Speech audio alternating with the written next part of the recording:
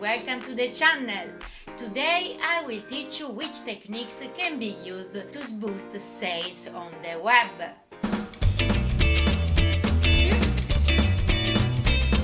In the last lesson we talked about psychological marketing and saw different techniques.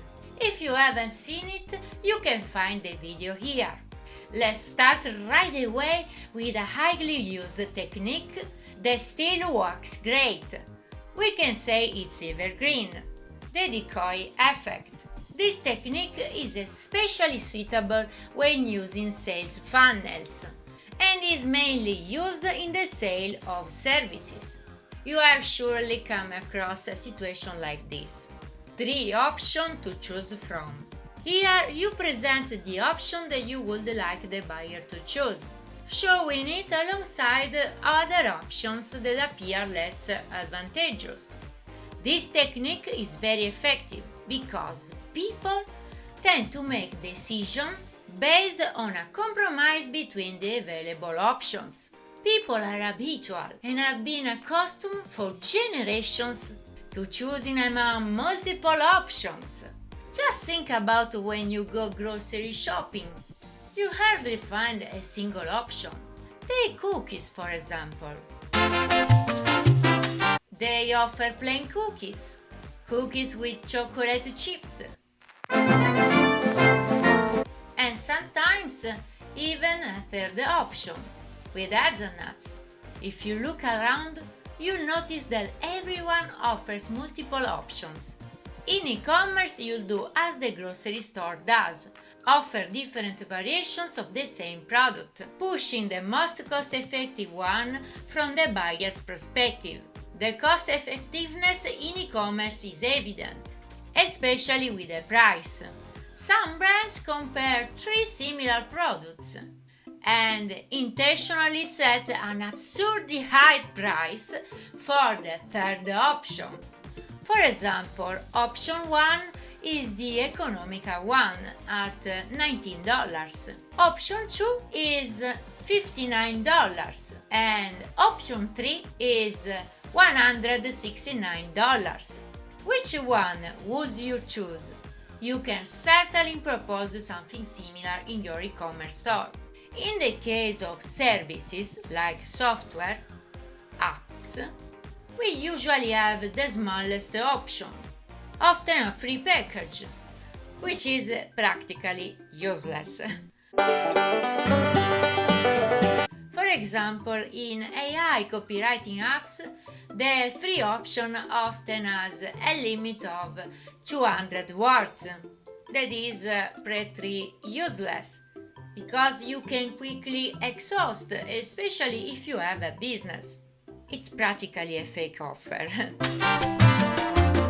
to deceive people into thinking that something is being offered for free, but also because those who sign up for the free option are very likely to upgrade to the second package once they've used up the words.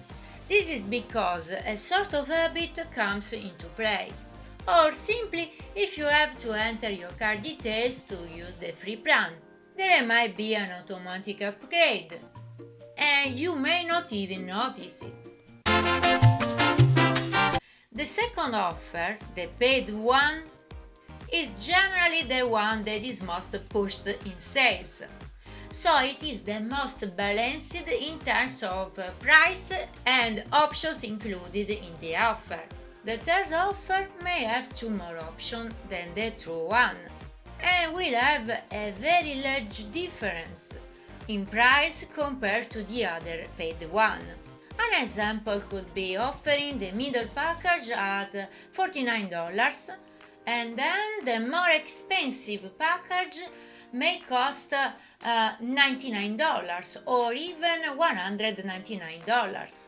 The higher the price, the more people will tend to choose the $49 one, because it will increase the feeling that it is a good deal. These packages are usually subscriptions. If you like this idea, give the video a like. And now let's move on to another marketing bomb. the loss aversion. Another technique is that of loss, which is also very popular among dropshippers. It creates a sense of urgency. Perhaps by using scarcity, such as promoting a product as a limited edition or indicating that the warehouse stock is running out, leaving only 2 items remaining. Alternatively, urgency can be utilized when an offer is available for a limited period of time, applicable to any niche, whether selling services or products. A typical example is the flash deal, a discount that lasts only 24 hours. In this case, your website will display prominent banners and a countdown timer.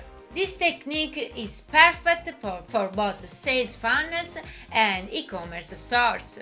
People will be driven by the fear of missing out and will act impulsively. This technique is very effective and I believe it is quite evergreen. However, it should not be overused, as doing so may have the opposite effect, causing people to no longer feel that sense of urgency. To give a practical example, I see that AliExpress is making this mistake. Since 2023, they have started to have fixed sales every month, with choice that lasts about the first 5 days of the month, and they also give out coupons. Now, since this event repeats every month and AliExpress also has other sales during the same month, what happens is that people postpone their purchases because it will be another sale next month anyway. Then maybe the following month they forget that they wanted to buy the product, and so they don't make the purchase, resulting on the opposite effect of selling less. In my opinion, AliExpress has boosted their sales, and therefore they are experiencing a bit of sales crisis. Of course, this is an advantage for those who do dropshipping. It remains to be seen whether they will continue to hold all these sales or maybe adjust their strategy in the coming years. However, this is a practical example to say that you cannot abuse scarcity and urgency too much, because otherwise people will not perceive it as an event, causing people to no longer feel the sense of urgency, and it will no longer work. And then they no longer buy your product. And this is valid both in the sale of products and in the sale of services. Be careful when you need to use an event to boost your sales, such as a sales event in this case. The word event itself means something that happens exceptionally, not on a regular basis. For people to feel the exceptional nature of it, it should be a one-time action. Maybe organizing one type of event one month and another type the following month, but they should be different. And by different, I don't mean you have to offer a different discount percentage. You can also create scarcity with limited edition products. And that is a type of event. If used correctly, you will always attract buyers to your store and your ads will convert better. Certainly, the most powerful strategy, especially online, is to leverage the sense of belonging. People need to connect with others. Humans are social animals. Building relationships with others is essential, and feeling part of a community can be a powerful motivator. How we connect with others and the world around us also has a huge impact on purchasing decisions. There are essentially two elements that make people feel they belong to a group: culture and social behavior. The ideas shared within a particular group of people who share the same tastes and ideals. This has a significant effect on how people spend their time and money. People tend to act according to the groups they most often associate with, such as family or friends. These elements are useful to understanding how your product or service positions itself in relation to those groups of people. Think about your ideal customer and see how your product can appeal to their sense of identity. This is where social media comes into play, as it allows you to see exactly who your ideal customer is, how they interact, and what they attract to. This is work that you can do by spying on the competition. Observing successful competitors in your niche and above all studying the type of customers they have can help you better understand how to present the product and build a community. How does your ideal customer speak? What type of content are they most attracted to? These are very important data that can give you a very clear direction on what content to put on social media to promote what you offer and how to interact with them. Not only that, but you can also try to improve your offer compared to the competition. And now let's move on to another technique. One thing that is very popular on platforms like TikTok is crowdsourcing. This is another strategy widely used by big brands. And speaking of strategies to use in e-commerce, here's a video that you will definitely find interesting, with other things you can do to increase your sales. So let's get back to crowdsourcing. Crowdsourcing is very successful on platforms like TikTok because in this case, brands directly involve the audience in creating new products, which is very exciting for your fans. This way they feel like they themselves came up with a particular model. In practice, when you need to release another product or service, ask your followers what they would like.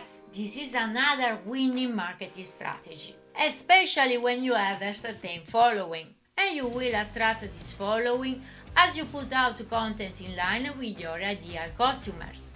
To accelerate the formation of the community, you might also consider running an advertising campaign to attract visits to your social media. I recommend taking these steps when you have some content on your social media, at least 20 posts, and especially when you have an offer to sell.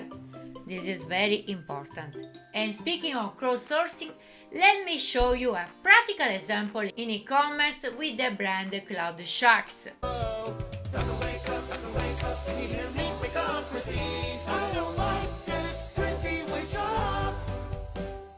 In this video they preview mock-ups with different product designs, and people are to vote for their favorites. And now we have a very important moment, the question and answers. Let's see the question for this week. The question is, what are the most important things for a dropshipping business? But first, if you want to build an e-commerce brand and reach 6 figures, you need to act now. If you don't know how to do it and need real strategies and information tailored to your specific case, with my personalized coaching session, I can help you prepare for Q4 and aim for the 6-figure goal by the end of the year. Yes, you heard it well. The window is now. If you wait too long, you won't make it in time for Q4. And that's why I can help you by giving you all the information you need and by studying a business plan and targeted strategy specifically for your personal situation.